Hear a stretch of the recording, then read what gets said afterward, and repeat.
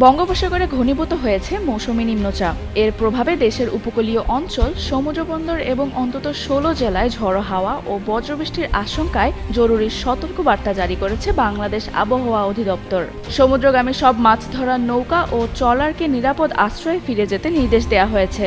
আবহাওয়া অধিদপ্তর জানিয়েছে, উত্তর পশ্চিম বঙ্গোপসাগরে থাকা সুস্পষ্ট লঘুচাপ ঘনীভূত হয়ে মৌসুমী নিম্নচাপে পরিণত হয়েছে। এটি আগামী ২৪ ঘন্টার মধ্যে উত্তর ওড়িশা উপকূল অতিক্রম করতে পারে। এর প্রভাবে বাংলাদেশের সমুদ্র বন্দর, উত্তর বঙ্গোপসাগর ও উপকূলীয় এলাকায় দমকা থেকে ঝড়ো হাওয়া সহ বৈরী আবহাওয়া বিরাজ করতে পারে।